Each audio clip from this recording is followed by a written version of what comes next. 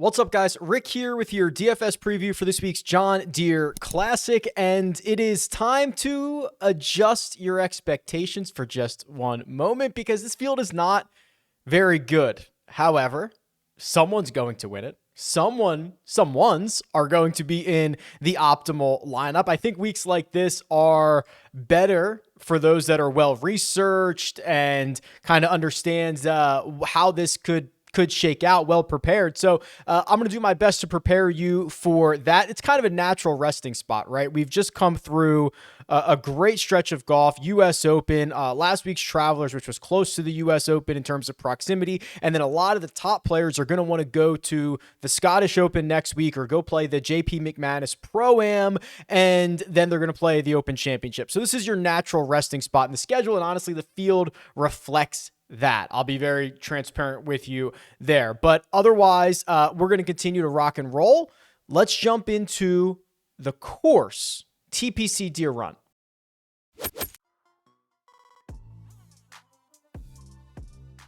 All right, so TPC Deere Run. Here it is on the course key stats model. Everything that you see will be from my website, RickRunGood.com. You'll probably also notice I've been making some updates, so I'll point them out as we kind of go along here, but they are upgrades and they are things that are going to allow me to continue to do more and more, which, by the way, I guess I should have started with this at the top, but generally at the end of the season, which, believe it or not, we're only like 9 weeks away from, that is generally the time where I will redo a lot of tools. I'll make upgrades. It gives me kind of a natural time to do that.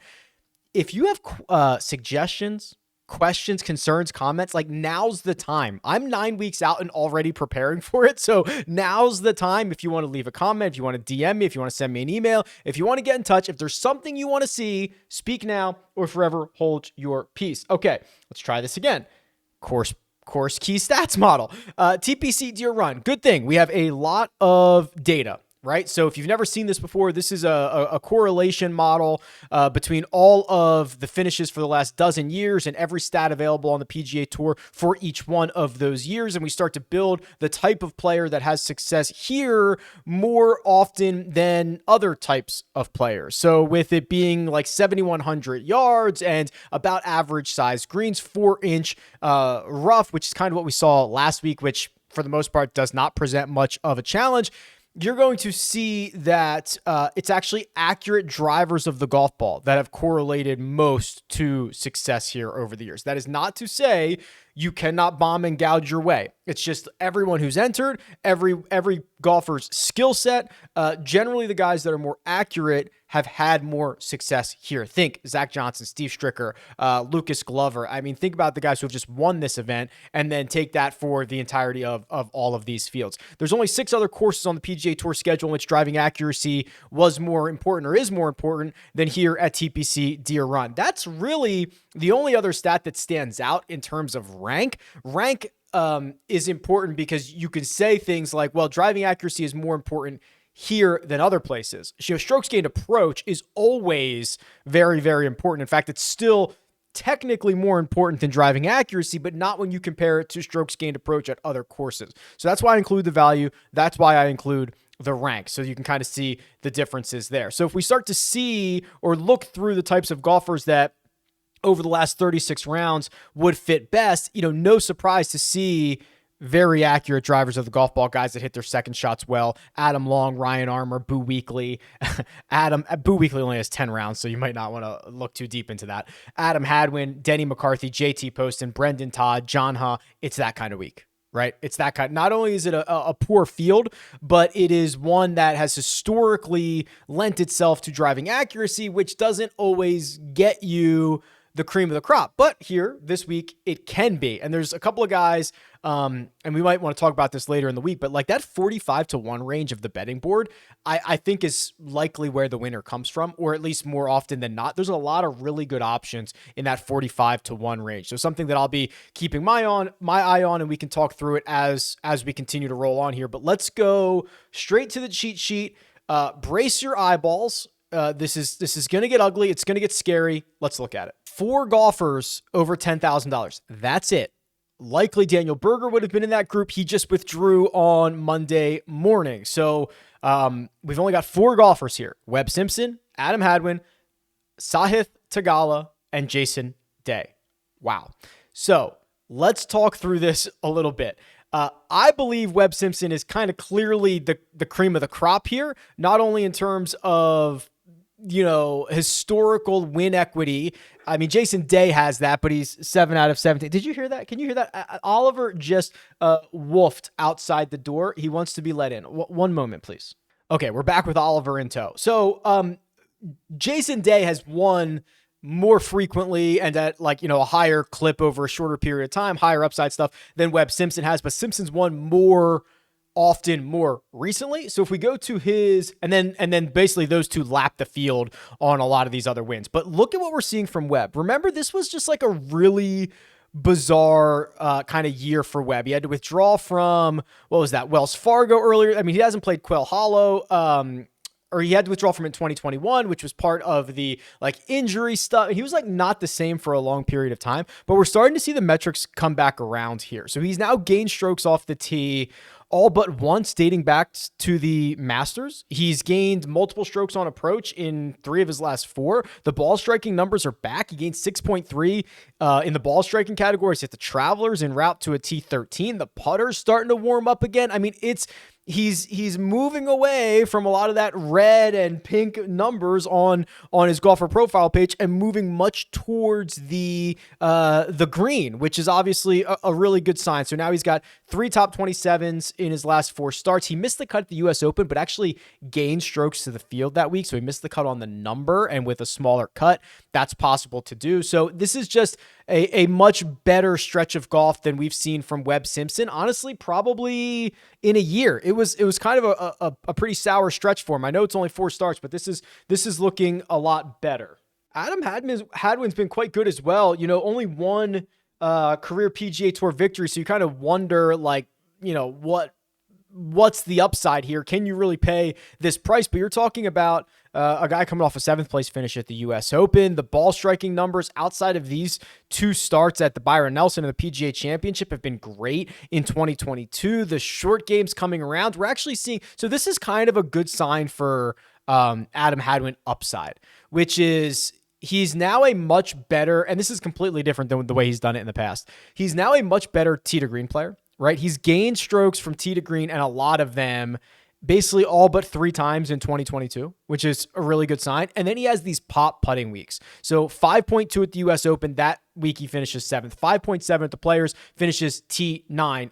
Even gaining 1.5 at Valspar now is good enough to get you a top 10. So I believe Adam Hadwin has actually raised his floor because of the tee to green stuff, and actually raised his ceiling because he's still capable of having these pop putting weeks. He's no longer reliant on a pop putting week to get himself inside the top 10. It's just, that's not the case anymore. So I'll be interested to see. I think ownership is going to be so critical this week. Is there a huge difference between Webb Simpson and Adam Hadwin? No, probably not. Will there be a big difference in ownership? Potentially, right? I could see that. So when we get to the live chat on Wednesday, 3 p.m. Eastern time, Rick Run Good YouTube channel, we're going to know more. And that's probably going to dictate a lot of my decision-making this week, especially here at the top where you kind of have to plug your nose and click one of these names. So I'm kind of often going to let ownership do that. Sahith Tagala. So coming off of what would be, just a very disappointing, what ended up being runner-up finish last week at the Travelers Championship, in which he was leading when he was standing on the 18th tee and all that fun stuff. Here's what you're going to see from Sahith. And I think, and we've talked about this a lot, the way that he plays, his style of golf, it is generally very much feel. It is not a technical swing. He's a raw, talented golfer with just plenty of upside, but he does not have consistency. And you're seeing that within his results, right? When he kind of came on the scene, it was T3 at Phoenix. Well, then he went T48, missed cut, T7. And then he went 22nd, 67th, 70th, missed cut, T24. Then he had a couple of other finishes that weren't great. Then a T5. Then a T53, then a runner-up. I think he's just going to be all over the place. And it's generally, and the stats bear this out, and this also passes the eye test as well. It's all the ball striking. He can have a plus 8.5 ball striking week like he did at the Memorial. He can lose 3.7 like he did at the Valero. Because that swing is so feel-based, he's going to have weeks like this. So I think you are either kind of all in and, generally an investor most weeks on Tagala, or you're kind of out. I think it's going to be difficult to say this course sets up well for him, or look, he's trending in the right direction. I just think it's going to be a lot more inconsistent than that. So you're going to have to decide whether he's someone that you want to try to guess right on. Jason Day's the last guy here in the 10K range, and I'd probably just prefer J Day at a more difficult golf course. I think a place where maybe small greens and tricky greenside areas where he can tap into the short game, I think are the best versions of courses for this version of Jason Day. Look at the approach numbers. He's lost 4, 3, 3, 3.5 over his last 4 starts. He missed the cut at the Travelers Championship. He's very reliant on the short game, but that's not necessarily going to be one of the key places you're going to be making up ground on the field this week. If you look at his, stats for the season, he kind of sprays it off the tee still. He's 92nd in driving accuracy. It's just hard to really get super excited about Jason Day here, in my opinion. I think he's better suited for a more difficult golf course. I mean, this place has 19 under, I believe, was the winning score last year, which is the worst winning score in any of the last 3 years. So you're generally talking about 20 something under par. Is Jason Day going to get to 25 under? I doubt it. Probably unlikely. I would prefer him on a more difficult course. The $9,000 range is brutal, but what you do get is golfer number 2 in the power ranking. So last 24 rounds of everybody in this field, Denny McCarthy is gaining 1.2 strokes per round. It's second to only JT Poston. So you get basically golfer number 2 in this range, and we can look up Denny a little bit and see how he's doing it, because remember, as we hear all the time, it is generally the putter that carries Denny McCarthy. And you can see that. He has not lost strokes with the putter since the Sony Open. So once in 2022, as he actually lost strokes with the putter. And then he's gained, those last 6 starts, that might be a record, right? Like a 6-event stretch, he's gained 10, 18, 18 and 11, 29 strokes putting in 6 starts. That might be a record. I could look that up, but that's very, very impressive. Now he's sometimes offsetting those with losses. Like that's what he did the Travelers Championship, right? He had gained 4 with the putter, lost a little bit more than 4 on approach. Well, now he's just a tour average player, right? So he's got to ball strike it a little bit, and he's been inconsistent there. So $9,900 for Denny McCarthy is not super, super exciting, especially because he's missed the cut here in his last 2 trips. Charles Howell III is $9,300. Charles Howell III has 3 top 15 finishes since the tour came back after the COVID shutdown. So that's like 48 starts or something like that for Charles Howell III. Super high floor, super low ceiling. The most likely outcome is he finishes like T33. Like that's the most likely outcome for Charles Howell III, which is kind of hard to swallow. And again, there's only 4 guys in this $9,000 range. So we only have 8 golfers over $9,000, which is very, very tight and very, very small. Maverick McNeely, who, if you've been paying attention, I've been a believer in this guy basically all year, and it's not getting better. In fact, it's getting worse. He's got a little bit of course history here. He's got a couple of decent finishes. So he finished 18th in 2021 and 44th in 2017. Didn't play it in the other year. So just kind of looking through what's changed for McNeely. He's not as good of a ball striker right now as he was earlier in the year. He's losing strokes off the tee, something that he was gaining significantly in. He's losing strokes on approach, something he was gaining significantly in. The short game's been okay. It's always been fairly inconsistent. So this is a little bit of a flyer if you want to go with McNeely, because the form's not there, and we were investing in him when the form was there. So it's very difficult to back him other than just saying, hey, I believe he's one of the class guys in this field, which he might be, right? Like, let's see, last 50 rounds, he is 1, 2, 3, 4, 5, 6, 7, 8th of anybody who's not in the $9,000 tier or lower. So unfortunately, he's like the second most expensive guy in that range, but that's what you're banking on. You're kind of banking on the longer term stuff when it comes to McNeely. I think I'll end up being prone to skipping the $9,000 range, honestly. I think Denny could be fairly popular, and I'm happy to just go find Denny at a different week where he's not $9,900. And I don't really love the rest of these guys. And because it's only 4 guys, it's likely that I just skip out on the 9s and go straight to the 8s here. So probably go 10, 8, 7, whatever that looks like. Scott Stallings. So by no means is Scott Stallings a safe option, but if you are looking for kind of like a high upside, high risk, high reward type of guy, Stallings is really that golfer. So look at this. Last 4 starts, he has a T8, miscut, T4. Then you go back even further, miscut, T25. So 6 starts, 3 top 25s, 2 of them are top 8s. The other 3 missed cuts, right? You're getting no expectation of consistency here. The good news is he's capable of popping off in the approach category. +7, +7.7 at the Travelers and the Charles Schwab. The putter's generally pretty good. He can go in both directions, but for the most part, it's a positive. And he's been like a 0 driver of the golf ball. This is not the worst stat profile I've ever seen for a high upside golfer, not someone who you're looking for consistency out of. Now, Nick Hardy, I expect to be quite popular, and he should be. So let's go find Nick Hardy here.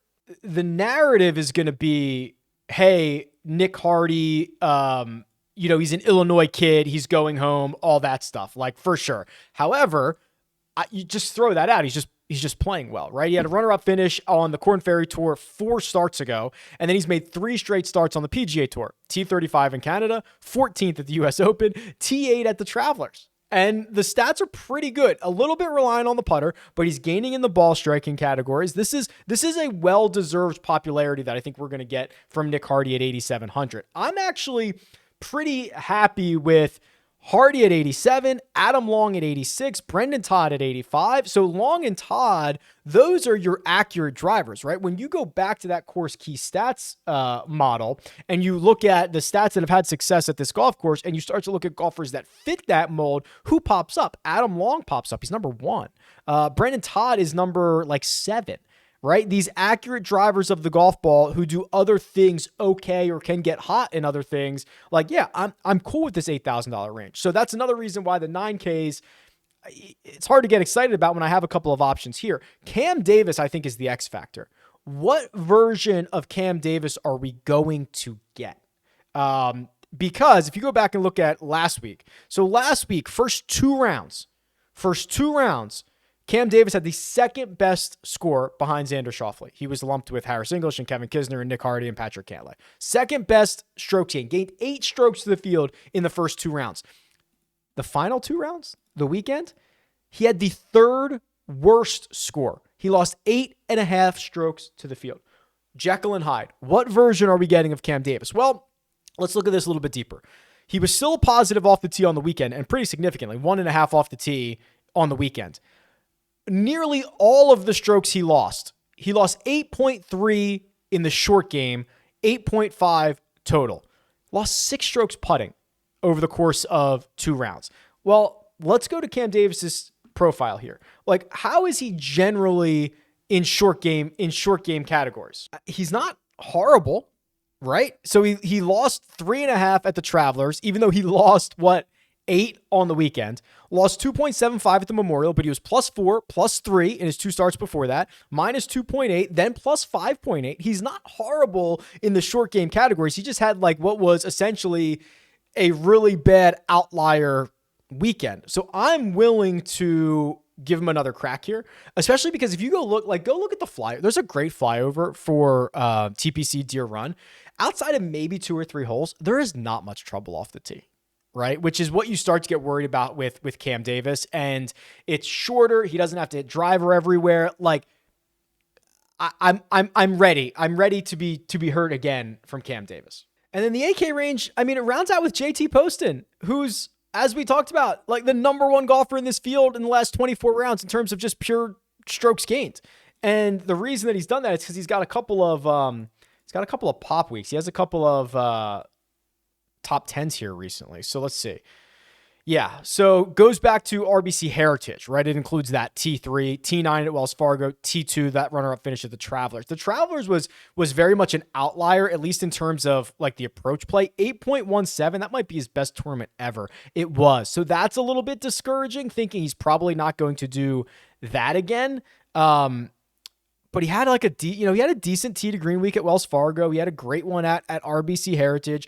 It just wasn't as reliant on the approach play. So it's not horrible. And we know he's a very, very good putter. So I think I'd be willing to roll JT Poston out there one more time, but understand that I think our window of using Poston is closing, right? I think there's maybe this place window might be okay for him, but outside of that, like I think we're running out of Poston spots. We'll go to the 7K range here. And actually, before we do that, I got to give a shout out. Andy M emailed me. So let me give you the backstory on this. And for those of you who've been following along, on Twitter, or we talk about it on the Scramble, PrizePicks has been doing this thing. So PrizePicks doesn't have it out yet. I'm recording this on Monday morning. They have out birdies or better props right now, but they don't have the birdie or better matchups out yet. And the birdie or better matchups are essentially head-to-head matchups by round. Who's going to make more birdies or better? That's it. It's not score. It's birdies or better. And what we discovered a couple of weeks ago is that they seem to be baiting everyone right into, they have like a star player or like clearly the headline player versus someone much worse. I posted a spreadsheet a couple of weeks ago, or maybe last week, where it was like, hey, there are some big differences between like the birdie or better rates for some of these guys. And Andy M took it upon himself to like be tracking this, and he sent me a spreadsheet. So he sent me this spreadsheet. So Andy, I have not even replied to your email yet, but I read it and I appreciate it. So basically, if you blindly bet the headliner, so the guy that's featured on PrizePicks, last week in these matchups, you went 26, 10, and 6. That's crazy. And I believe the week before that was also a win, a positive week for the headliner. So it's like all the lines are set to 0.0. I don't know what PrizePicks situation is. We've been talking about like, hey, is this a trap or is this not a trap? Andy did the math here. 26, 10, and 6 last week if you just blindly followed the headliners. So you'll see that pop up. So it'll say like, Adam Hadwin versus and then someone else down here. So we'll see when they come out, but seems to be pretty exploitable at the moment. You can use the code the code is Rick. You can use the link in the description to get a deposit bonus as well. So Andy, I hope you keep tracking that. I'll reply to your email here shortly. And the other thing is, so I updated this head-to-head matchup tool. So what you can do is you could always plug in two golfers to go up against one another. And now you can choose how many rounds you want to look at, and it'll tell you the win probability for each one of those golfers. And it'll actually now show you how often they gain strokes to the field, how often they gain 1 or more, 2 or more, 3 or more. So you can kind of get an idea of floor and ceiling for your matchups and stuff like that. So that's new on RickRunGood.com as well. Okay. $7,000 range. I don't mind this at all. Ready to roll out Reeve one more time, right? Playing well. 8th place finish at the Travelers, 27th at Charles Schwab, 18th here last year. He's a fairway guy. No problem there. John Hunt, $7,800. 3 straight top 25s. And these are at generally, maybe not Colonial so much, but courses that reward you for playing out of the fairway. RBC Canadian Open and Travelers. You talk about that thickish rough. You're going to get that same 4-inch thick Kentucky bluegrass rough this week. Playing well, accurate drivers have correlated to success here. Would not mind rolling out John Hunt one more time. Finished 7th here in 2018. Playing well. Those guys, John Hunt, Anirban Lahiri, I think Ches Reeve as well, maybe not, are also big jock market guys, right? So Lahiri is plus 156% ROI. John Hunt is plus 39% ROI. He's down here. This is stock market DFS. There's so many ways to get access to these guys to win you a lot of money. And I think these are the really important guys, the 7Ks. Steve Stricker. Let's talk Steve Stricker, because I think most people are just going to say, "Oh, Steve Stricker's won here 3 times." You're going to have two classes of conversations I'm not going to like this week. One, Steve Stricker's won here 3 times. You have to play him. The other one is, "Oh, Steve Stricker won here 3 times a decade ago. You're an idiot if you want to play him." I don't think I like either one of those conversations. Let's throw out the fact that he won here in 2019 or 2009, 2010, and 2011, 3 years in a row. Let's look at the fact that he has actually made 11 straight cuts at this event. So even going back to last year, a much different player than what he was a decade ago. Finished T41, T43 in 2018. Let's look at what he's done recently. Rick, it's the Champions Tour. I get it. Here's what he's done recently. Runner-up finish, T10, win, T8, T11, runner-up. That last runner-up, U.S. Senior Open, charges up the leaderboard on Sunday, tries to track down Padraig Harrington, doesn't get there. But this is 6 consecutive top 11 finishes on the Champions Tour. So he's clearly feeling good about his game. But Rick, it's the Champions Tour. Okay, he's made 9 of his last 11 cuts on the PGA Tour, right?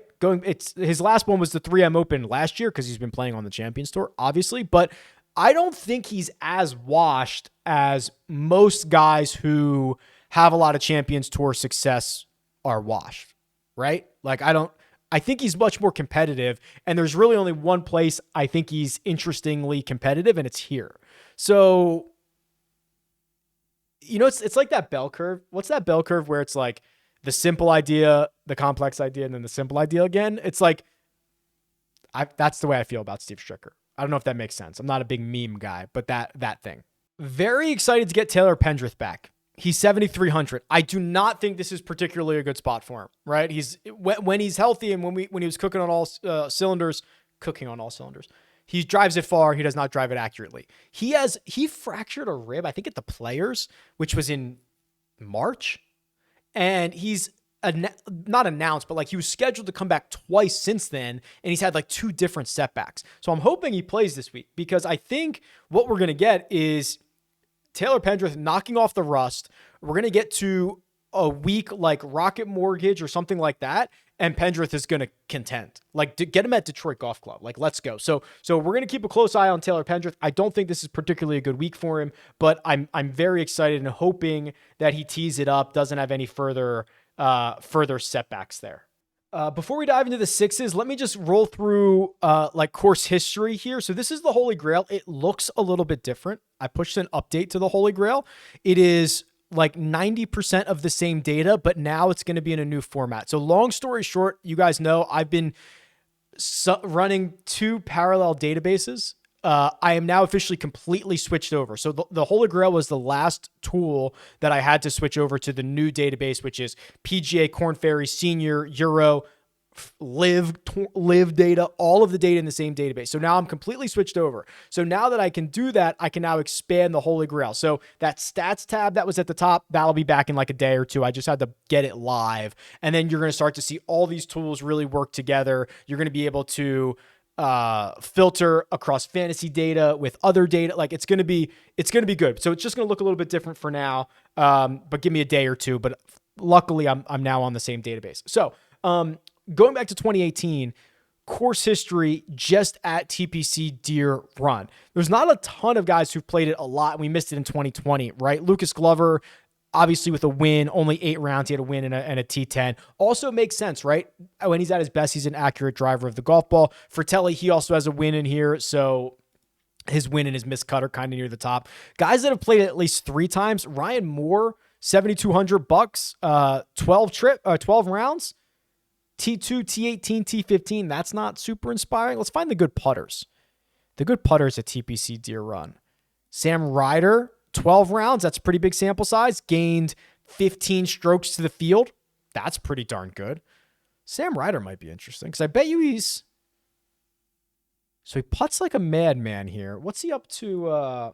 This is kind of just how I just do my research, right? Just start clicking around and start finding these guys. Yeah, and his ball striking's been better recently. So could he marry, and his putting's not been very good. So could he marry a little bit of improved ball striking with great feel and results on the greens at TPC Deere Run? It's not a horrible flyer. Just kind of looking through here, seeing if anything else stands out to me. Not particularly. Okay. That's fine. Let's go back to the cheat sheet here, and we'll run a model here in a second. So $69 or the $6,000 range. Hayden Buckley's here. Hayden Buckley, probably caught your attention when he was, I think, tied for the lead at the U.S. Open at one point, finished 14th, backed it up by making the cut last week. He's accurate off the tee. That's not so bad. What else do we have here? Let's actually just sort this by like strokes gained total for the last, let's do last 20 something, 20. I want shorter term for these guys. Mark Hensby, no, that's a lot of different tours. Brian Gay, no, that's Champions Tour as well. Okay, so Grayson Murray, statistically, probably one of the better guys in his last 20 rounds. Let's see what Grayson's been up to. He had the okay run at the U.S. Open before he broke every club in his bag. Okay, a lot of this is, we got a couple of Korn Ferry Tour events in here as well. So his 20 rounds include 3 Korn Ferry events and a U.S. Open, which is kind of surprising. But it's not bad, right? He had a T4 at a Korn Ferry event, a T26, a T37, played well at the U.S. Open, then kind of coughed it up and gave it away there on the weekend, especially on Sunday. I think he shot, I don't know, something outrageous. Interesting. What else do we have? Kelly Craft's been playing better. 13th in Canada, 15th in Mexico. He's made 3 straight cuts here. Don't know what his upside actually is, however. Anybody else? Boy, really ugly. Could we avoid the 9s and the 6s? Is that an option that we have this week? What about skill sets? Find me some fairway finders. Kadira, although playing out of the short grass doesn't matter when you miss 5 straight cuts. Brian Stewart, playing out of short grass doesn't matter when you miss 6 straight cuts. Boy, oh boy. We are in the hurt locker here. This is horrible. Okay, I'm going to try to run a model and see what I can find. Maybe we can get some 6K guys out of it that way. Custom model, RickRunGood.com. Boy, okay, let's get creative. I think I want, 16, 20, 24 rounds, whatever. Let's do 16. That's fine. Something like that. Now, we're going to apply our weights strategically here. Let's do accuracy, which we know is important, at 20, distance at 10. I do want to get like birdie or better in here just because you're probably going to have to go low. So let's put 25 on birdie or better, which leaves me with 45. So I want to distribute 45 between approach, around the green, and putting. I want to weigh approach the most. So what I'll probably do is 20 on approach, which leaves me 15. Leaves me 25. So we'll do 15 around the green, 10 on putting. So getting decreasingly important. Big importance of accuracy, big importance off the tee in the ball striking categories. Birdie or better also going to be very critical. Last 16 rounds, the number one golfer in my model is, Webb Simpson. No surprise. Webb Simpson, Adam Hadwin, and then Emiliano Grillo. Let's deep dive Grillo. Because remember, I think he had a baby, and just like the results were horrible, and I do not know if those are related or not. Let's see what he's been up to. Yeah, so he missed 1, 2, 3, 4, 5 straight cuts from the Players to the Zurich. He's been better. Look at this. Okay, this is a little bit encouraging. Back to driving it well. The ball striking numbers trying to come back. That was always his bread and butter, and the putter was always horrible. Still bad with the putter, and trying to work his way back in the ball striking categories. He's now made 1, 2, 3, 4, 5 of his last 6 cuts. Missed the cut at the Travelers. It's not horrible. It's not horrible. Let's go back to the model here. Cam Davis is 4. Giddy up. Let's go. Denny McCarthy, 5. Okay. I might lose a lot of money on Denny McCarthy this week. I don't know. Brandon Todd is 6. Alex Smalley is 7. Glover, 8. Svensson, 9. Adam Long, 10. No, sir. That's pretty cool. And then McNeely's 11. Let's do Alex Smalley real quick. because I feel like we've gotten Smalley wrong.